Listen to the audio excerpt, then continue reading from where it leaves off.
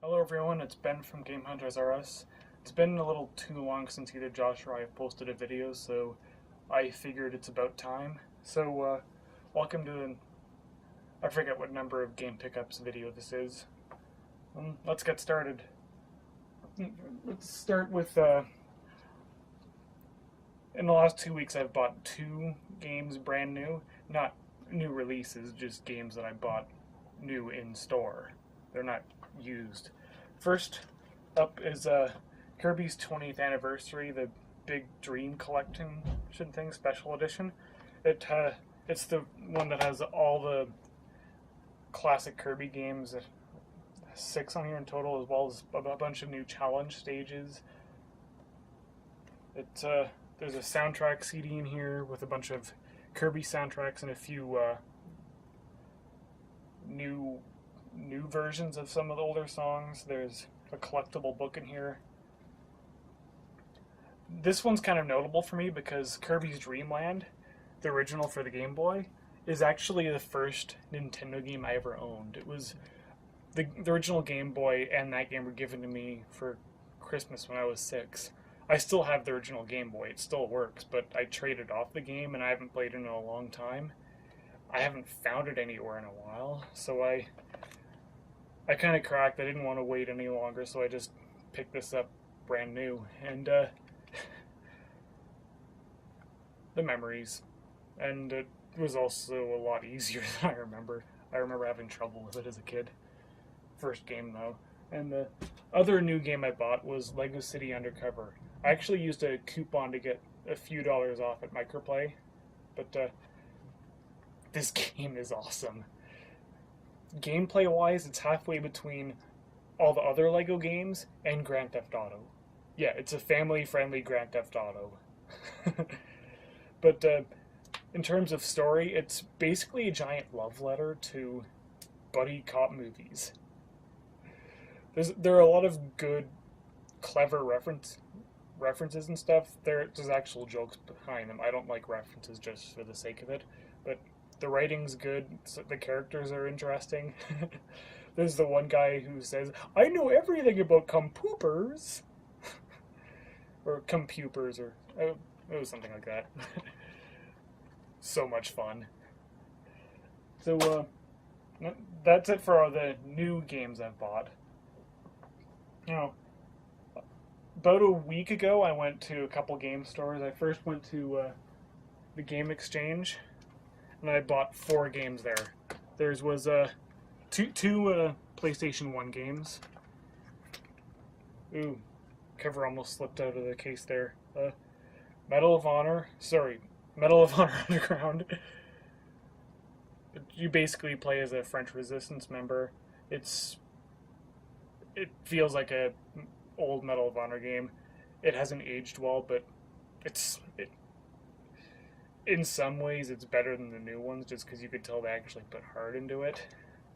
And then Die Hard Trilogy 2 Viva Las Vegas. Medal of Honor Underground, in general, it's in really good condition. The only real problem is that the disc is marked. Otherwise, it's in good condition. Die Hard Trilogy 2, there are some cracks in the disc, and the disc itself is a little scratched as well, but it's still complete, and the instructions are in good condition at least. So there's those two, and then I also got Just Cause 2 for $13. Definitely worth it. Complete, big, huge open game where you can do a lot of destructive stuff. And then this one I bought knowing it was bad. I just wanted to see how bad it was.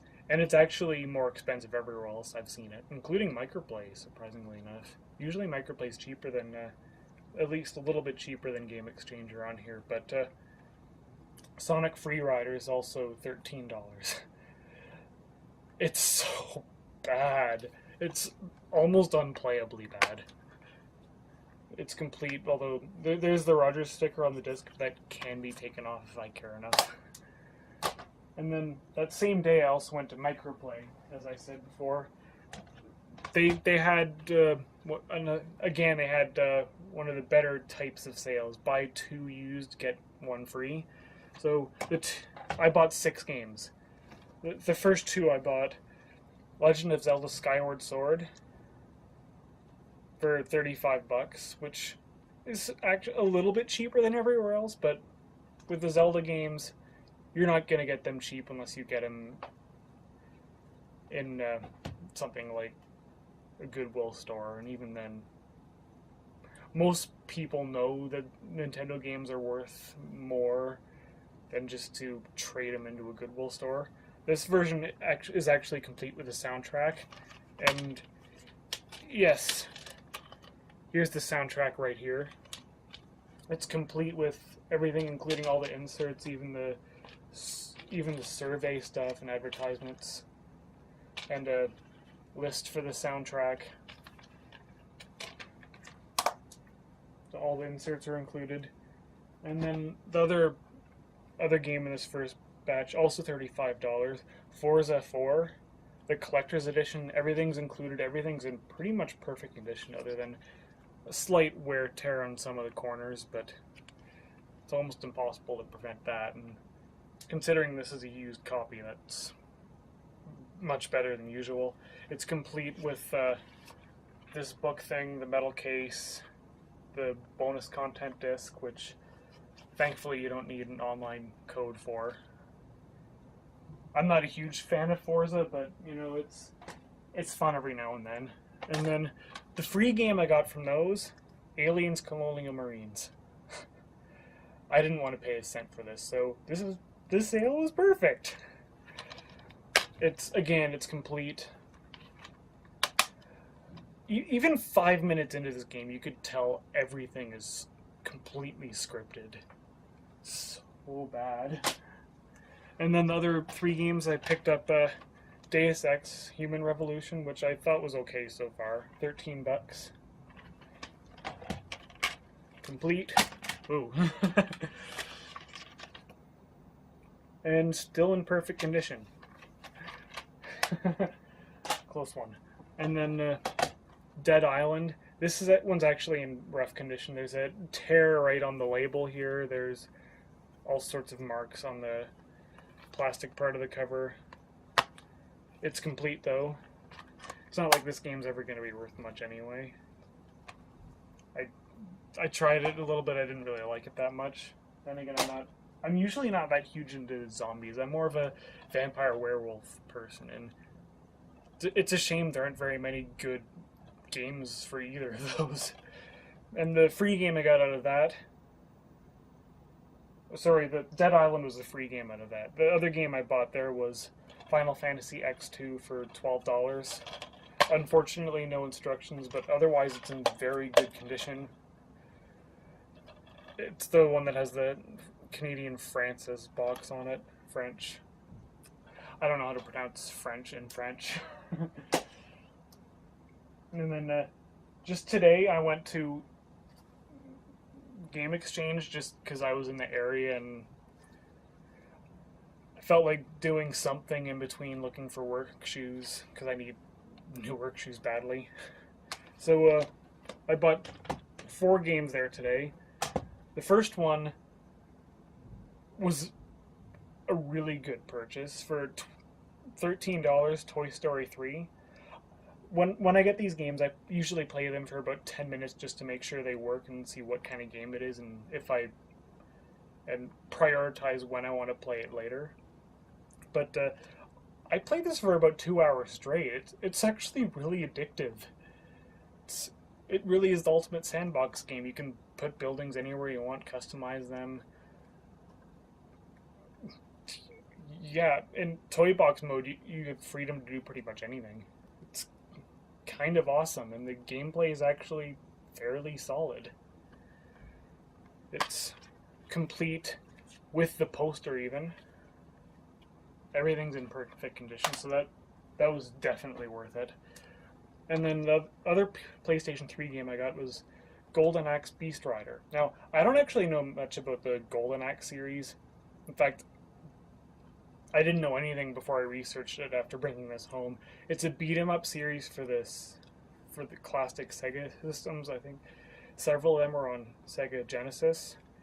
And they tried to reboot the series with this, a God of War-ish game where you play as the hot chick on the cover. It's on the low end of mediocre. The animation in this game is really awkward. The main character runs around with a sword like this. What? The gameplay is just, it's really bland, and the graphics are okay, but nothing special. But it's complete. And then there's the other two games I got. Alpha Protocol. I picked this up partly because it was in one of Angry Joe's worst of the year lists. He was saying that it has a really interesting dialogue system that works quite well, but otherwise it's kind of a terrible game. Yeah, I completely believe him on that so far. But it was only $13. It was kind of a whatever. I don't know what else to do with the money right now, kind of thing. It's complete, in fairly good condition, and the other game I got there today was the first Red Steel. This is more just to get another one of the Wii launch titles. This game's notable in being the first 4-player shooting game for the Wii, and that's really about it. I didn't play that one too much because I've played a fair amount of it before on my brother's Wii before he traded that game away. So that's it for most of the used games. Although, in my last video I talked about how I had recently finished Super Metroid for the first time, and that kind of put me on a Metroid kick. The day after that, I found Metroid 2 on Kijiji. Very good condition, it works. So that was great. And then I also teased that I had something coming in the mail. So I'm ready to show you that. And this isn't a game so much as it's memorabilia. It's a Zero Suit statue. I think it's fairly well made. It's kind of shiny. I would have actually preferred the Various Suit statue, but at the time it wasn't available. Whereas this was actually half price on Amazon for about $85. So why not? I got a really big paycheck that week, and I felt like getting a statue. But that's about it for game purchases lately. I've been working so much that I haven't really had much time to go searching for games. But the video upload has been a little slow for both of us lately, so I think I'm going to try to start a new series on this YouTube channel about hidden gems. I already have a few games that I'm working on. Other games that I finished a while ago or a couple months ago that I could easily throw in here. So I think I'm going to start doing that next week or the week after, hopefully soon. I can't guarantee this will be a regular thing. It'll kind of be whenever I finish a game or remember an obscure game. But I think I'll call it The Hunt for Hidden Gems. Not every game I'll talk about in this series will be good, but the rule is they have to be at least a little bit obscure. And I think that's about it for today. Hope you enjoyed watching.